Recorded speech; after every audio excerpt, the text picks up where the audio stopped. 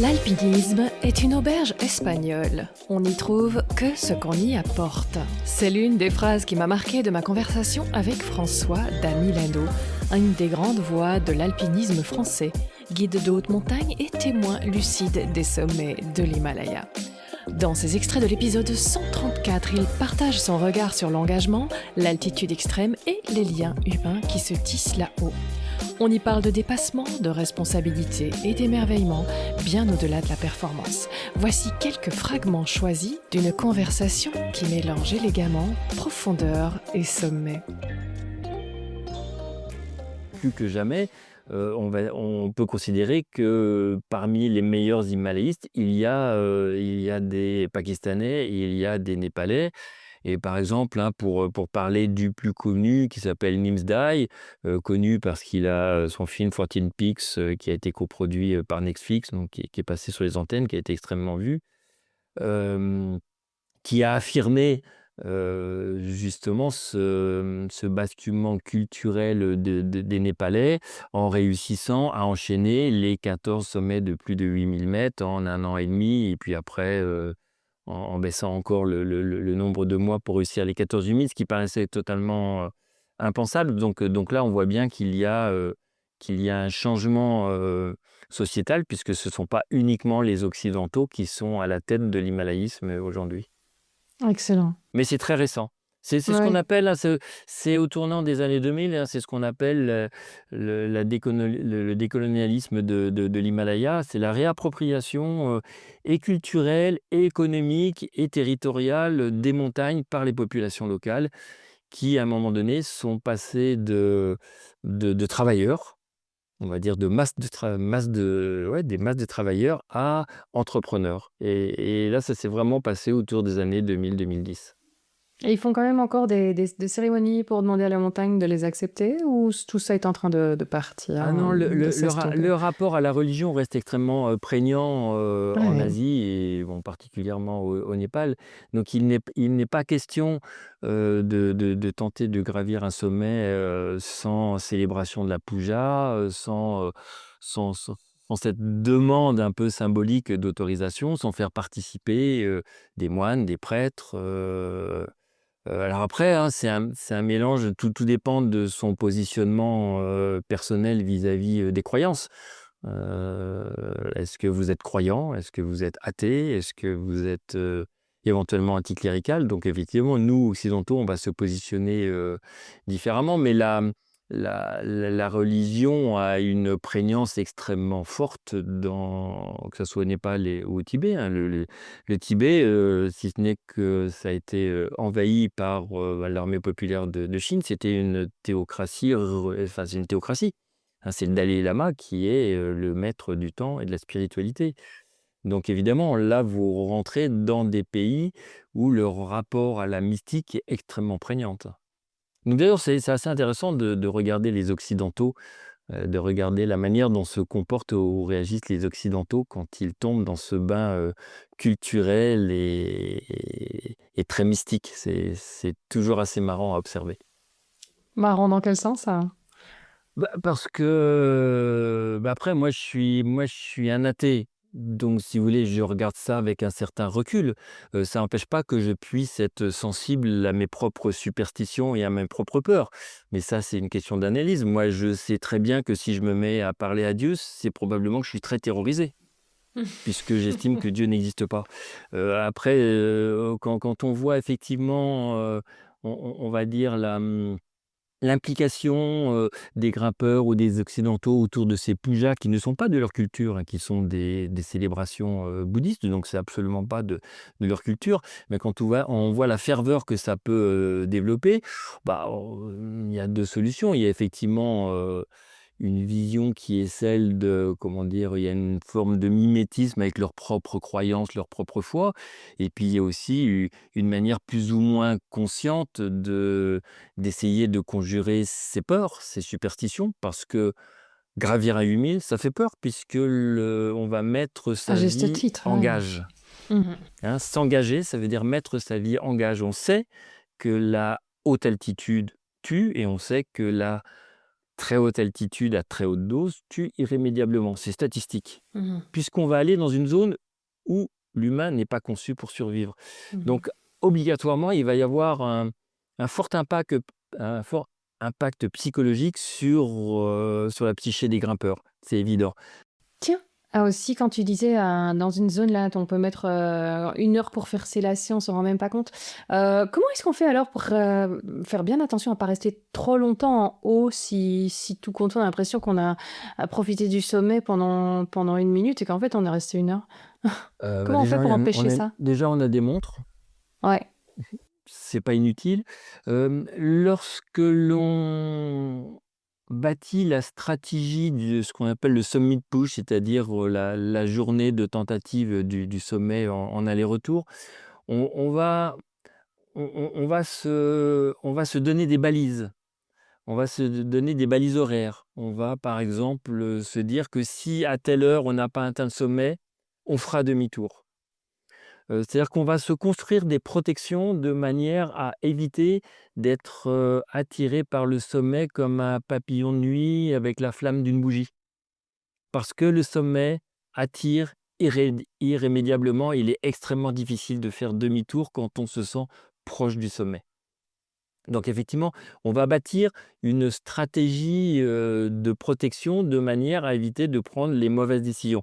Ce qui est compliqué, ça va être de les respecter malgré l'état hypoxique que vous avez effectivement signalé. Ouais, c'est C'est ça, tout parce que je me dis, s'il te faut 1 heure pour penser à regarder ta montre, tu dis, ah, tu c'est pourrais le tout laisser passer, Laura. c'est toute l'ambiguïté et c'est ce qui explique un certain nombre de drames en Himalaya. Ah oui. Un certain nombre de grimpeurs, ne sont pas redescendus des sommets. Ou sont redescendus trop tard, très épuisés, qui peut être la cause d'accidents, Mhm. ou de se laisser, mourir, tout simplement, d'épuisement. C'est l'un des dangers de la très haute altitude. Hem, Après ce qui est intéressant et compliqué en alpinisme, c'est que par définition, on ne sait pas d'avance si on prend une bonne ou une mauvaise décision. On va le savoir qu'après, c'est toujours facile de refaire le match une fois que le match est joué. Oui, bien sûr. Mais quand vous êtes dans la difficulté ou quand vous êtes dans l'horaire, comment savoir si on doit pousser un peu plus? En fait, l'alpinisme, c'est un équilibre entre être suffisamment motivé pour aller vers le sommet et suffisamment prudent pour redescendre du sommet. Mais Mhm. comment trouver cet équilibre? Comment le savoir? Le D'abord, juste chacun milieu. va donner sa propre réponse, mais Mm. lorsqu'on pousse le curseur et que l'on est dans des très hautes difficultés ou de la très haute altitude, cette question-là, elle est vraiment difficile. Si vous n'êtes pas suffisamment, j'aurais tendance à dire, courageux ou téméraire, vous ne serez jamais un himalayiste de haute altitude, vous ne serez jamais un alpiniste de haut niveau. Et si vous êtes trop téméraire, vous n'allez pas être un alpiniste très longtemps. Comme le disait le grimpeur suisse Erhard Loretan, qui était le second humain à réussir la collection des 14 8000. Les 8000, c'est comme les cacahuètes à l'apéritif, il ne faut pas commencer à picorer. C'est intéressant. Comment tu l'expliques, toi, cette fascination qui peut Oh, bah, prendre... après, cette fascination pour la très haute altitude a plusieurs explications. Et évidemment, les curseurs vont être différents en fonction des individus. Mais il y a d'abord toute la mythologie qui entoure ces grands sommets, c'est-à-dire leur histoire, leur découverte, leur conquête, qui a donné lieu à des grandes pages de l'histoire de l'alpinisme et de l'histoire tout court, hein, puisque les premières tentatives et les premières conquêtes sur les 8000 sont dues à des expéditions montées de manière nationale. Et donc, il y avait une compétition entre les grandes nations, essentiellement européennes, avant-guerre, Mhm. pour réussir à planter un drapeau ou un autre sur un certain nombre de hauts sommets. L'Everest étant la chasse gardée des Anglais pour des raisons géopolitiques, hein, puisqu'ils avaient l'Empire des Indes à l'époque, et puis ils avaient Mhm. un pied au Tibet. Les Allemands s'étant essentiellement intéressés à un sommet qui s'appelle le Nanga Parbat, je perds ma voix, trop parler. Les Français, eux, ont eu la chance de réussir ce qu'on appelle le premier 8000 à l'Annapurna en 1950. Enfin, voilà, donc on voit bien qu'il y a il y a une bataille géopolitique qui se construit autour des symboles que sont les plus hauts sommets de la Terre. Donc il y a cette mythologie hein, qui habite tous les alpinistes et tous les grimpeurs. Et puis, heu et puis le 2e item important, c'est évidemment cette notion d'aventure, de découverte et de voyage. Tenter de gravir un 8000, ça veut obligatoirement dire, d'aller en Himalaya. Les 14 du 1000 se répartissent, entre 4 pays, hein, le Pakistan, la Chine donc pour le Tibet, l'Inde et puis le Népal. Donc aller vers les 8000, c'est aussi aller vers l'Asie et c'est basculer dans une autre culture. Cet élément-là est important. Il y a évidemment le défi sportif. Gravir un très haut sommet, ça veut dire se mettre en condition hypoxique, ça veut dire, mettre le corps dans des conditions de manque d'oxygène, puisque plus on monte en altitude, moins l'oxygène va parvenir aux cellules du corps, donc on se met en souffrance et l'expérience hypoxique, elle est très, très particulière. Elle est particulière d'un point de vue physique pour réussir à résister, à s'acclimater, à résister et puis elle est particulière d'un point de vue psychique parce que le cerveau lui-même n'est plus suffisamment alimenté pour fonctionner de manière classique. Donc c'est très étonnant ce que l'on peut vivre, en hypoxie dans ces très hautes altitudes. Tu peux nous emmener en immersion dans cette, zone hypoxique, hein? Qu'est-ce qu'on ressent? Qu'est-ce qui se passe dans le corps et dans la tête justement, cette zone? Qu'on ne fera pas tous des Alors ce qui 8000, donc bon, il raconte-nous. y a plein de récits assez différents, là-dessus. Mais ce que je trouve particulièrement intéressant quand on est bien acclimaté et qu'on monte en très haute altitude, c'est qu'on a à la fois comment dirais-je? On a une très grande concentration, on peut avoir une très haute lucidité, mais c'est comme si cette, lucidité du cerveau ne pouvait s'appliquer que sur un tout petit fait. Comme si le cerveau, c'était une commode avec plein de tiroirs et que en altitude, pour pouvoir ouvrir un tiroir, il faut absolument fermer tous les autres. Mmh. Donc il y a quelque chose d'assez particulier. C'est comme les effets de très grande fréquentation et puis il y a une distorsion du temps. Mmh. Le temps n'existe plus là-haut. C'est-à-dire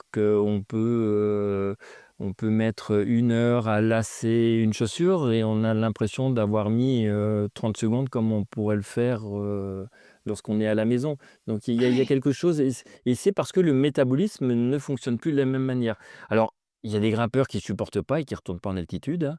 Et puis il y a des grimpeurs qui aiment essayer de pousser le corps et l'esprit dans cet état un peu limite, parce que ça nourrit aussi le psychisme et ça nourrit l'âme des aventuriers, bien évidemment.